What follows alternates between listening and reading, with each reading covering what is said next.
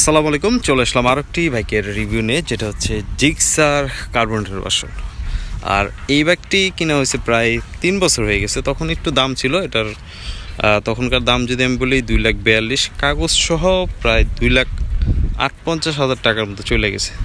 এখন একটু সামনের দিকটা আপনাদেরকে ভালো করে দেখাই, মানে সামনে কি কি ফাংশন দেওয়া আছে এই আর কি, তেমন কিছু না।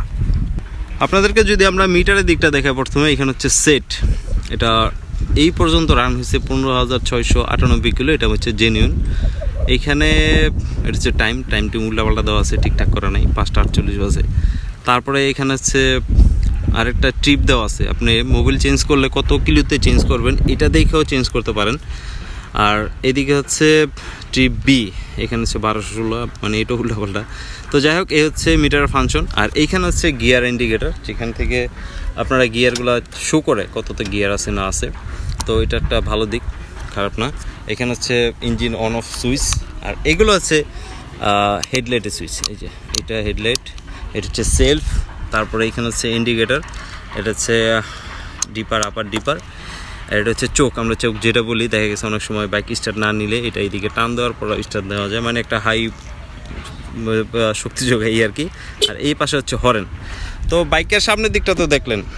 আর এটার প্রাইস তো বললাম 2,42,000 টাকা পড়ছিল তখনকার সময়।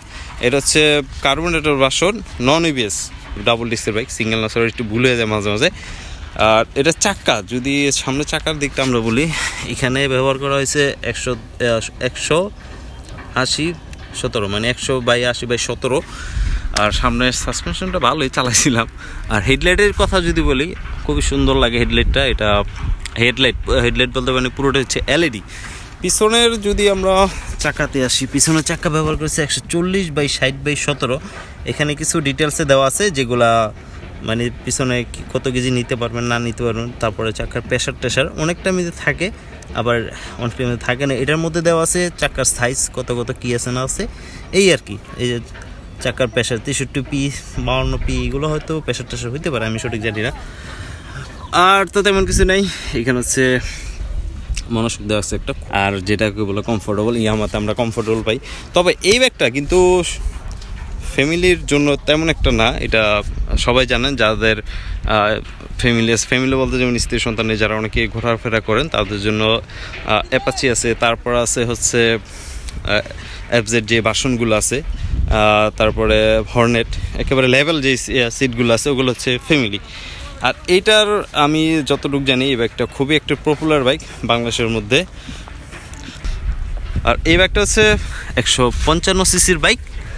ইঞ্জিন অয়েলটা যদি বলি, এটা হচ্ছে 850 ml, মানে 1 লিটার একটা ইঞ্জিন অয়েল কিনলেন, দেখা গেছে এখান থেকে কিছু থাকিয়ে গেল, পরবর্তী টাইমে ওটা জমতে এরকম একটা ফিল আপ হয়ে যায়, একটা ইঞ্জিন অয়েল আবার ফিল আপ হয়ে যায়।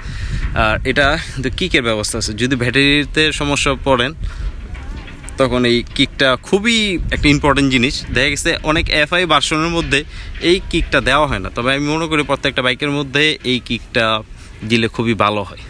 কারণ দেখা গেছে অনেক সময় এফআই বাইকের ব্যাটারি চলে গেলে ধাক্কা মাকে স্টার্ট দেওয়া লাগে, কিক থাকলে কিন্তু এরকম একটা সমস্যা হয় না। আর আপনারা গাড়ির সাথে শুধু চাবি পাবেন, লুকিং গ্লাস পাবেন, তারপরে এইগুলো দেখতেছেন, এইগুলো সবই হচ্ছে আপনাদের নিজের ইউজ করা লাগবে। তো এই হচ্ছে বাইকের রিভিউ। আর এটা মাইলেজ তো মিনিমাম 50-এর কাছাকাছি পাওয়া যায়। বাইক সম্বন্ধে আমি প্রত্যেকটা বাইকই বলি ভালো।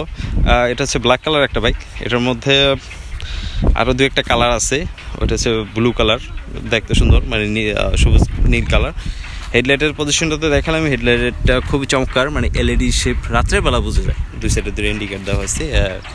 এই হচ্ছে সমস্ত বাইকের সব কিছু ডিটেলসে বললাম, মানে একটা বাইকের আর কি থাকে। তারপর যদি প্রাইসের দিকটা বলি, এটা হচ্ছে আরও 3 বছর আগে কিনা, তো প্রায় 2,42,000 পেপার সহ 2,58,000 পড়ছিল, এই আর কি। তো এখন একটু যেটা সবাই শোনায়, আমিও শোনাই, বাইকের সাউন্ডটা কী অবস্থা বা কীরকম আছে বর্তমানে।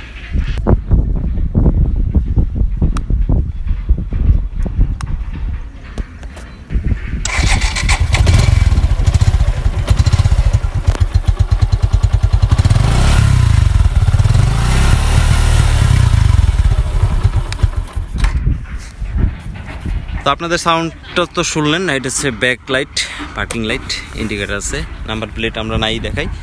এই হচ্ছে সম্পূর্ণ বাইকটি। আরেকটা জিনিস যতটুকু জানলাম, এখানে হচ্ছে একটা দিয়ে হচ্ছে ট্রিপ এ, একটা দিয়ে হচ্ছে মাইলেজ দেখে, আর একটা দিয়ে হচ্ছে তেলের মাপটা বোঝে, এই আর কি। তো এই বাইকটি তো দেখলেন বাংলাদেশের মধ্যে বর্তমানে একটা পপুলার বাইক, খুবই সুন্দর দেখার মতো। এখানে হচ্ছে ডিপারের যেইটা আছে ওইটা। তো যাই হোক, আমি বাইক সম্বন্ধে অতটা বুঝি না, যতটুকু নিজের অভিজ্ঞতা থেকে বললাম। আর এই বাইকটি এখন বর্তমান সম্ভবত একটু দামটা কম আছে। আমি লাস্টে দেখছিলাম 2,32,000 মতো কার্বনেটের ভার্সন, আর এফআই ভার্সন বাইক বিডিতে দেখলাম 2,42,000। হইতে পারে কম বেশি হইতে পারে, এখন পর্যন্ত পুরোপুরি আমি জানা নাই। ব্লগটা প্রায় আমি শেষ পর্যায়ে চলে আসলাম। আরও বাইক ভিডিও নিয়ে চিন্তা ভাবনা আছে আপনাদের সামনে, কারণ ওরকমভাবে করি না। আর সামনের হচ্ছে সাসপেনশন খুবই স্মুথলি লড়াচড়া করে, কমফোর্টেবল একটা বাইক বলা যায়, যেটা হচ্ছে ইয়ামাহা যে কমফোর্টেবল দেয়, এটার মধ্যেও আমি সেম প্রায় কমফোর্টেবল পাইছি। তো ব্লগটা এখান থেকে শেষ করতে যাচ্ছি। দেখা হচ্ছে আপনাদের সাথে বাইকের ভালো মন্দ দিক নিয়ে। আমি প্রত্যেকটা বাইকই ভালো বলি, কোনো বাইকই বলি না যে এই বাইকটা খারাপ বা এই বাইকটা খারাপ। প্রত্যেকটা বাইকই ভালো, শুধু খালি দামের ক্ষেত্রে একটু ভালো দিক খারাপ দিক চলে আসে। এটা আপনারা জানেন, যারা জানেন আসলে নতুন কিছু বলার নাই এই বাইকটা নিয়ে। আর যারা জানেন না তারা দেখতে পারেন এই বাইকটি সম্বন্ধে। এটা মাইলেজ কিন্তু প্রায় 45 থেকে 50 পাওয়া যায়, এমন না যে নেই না, কারণ ইঞ্জিন যেহেতু 155 সিসি, ইঞ্জিন অয়েলটাও 850 ml। এটা 4V-তে যেমন 1200 ml লাগে, কিন্তু এটার মধ্যে লাগে 850 ml। তার মানে ইঞ্জিন এটা ছোটো আছে, আর সিসিটাও ভালো। কী বলবো, আর সিসি ভালো না, 150 সিসি। তো সব মিলায় খুবই সুন্দর। আর এটার যদি আরও রিভিউ দেখতে চান, এটার অনেক ভিডিও আছে, আপনারা দেখতে পারবেন। জিক্সার কার্বনেটের ভার্সন কী অবস্থা আছে বা কীরকম রিভিউ টিভিউ, সামনে যে সাসপেনশন আছে, পিছনে যে মানুষের কাছে, সব কিছু মিলায় বাইকটি কীরকম আছে, অন্য আরও অনেক ব্লগার আছে। আমি যে এটা দেখাই দিচ্ছি না, আমি জাস্ট গেলে আপনাদেরকে একেবারে সরাসরি, মানে যেটা একেবারে জেনুইনভাবে দেখার কথা ওইভাবে দেখাইতেছি। এটা চলছে কত হাজার কিলো, 15,000। একটু দেখে লাস্ট শেষ সময় একটু দেখে 15,698 কিলোমিটার ব্যাকটি রান হয়েছে। তো যাই হোক, যদি ভুলটুল হয়ে থাকে অনেকে জানাবেন।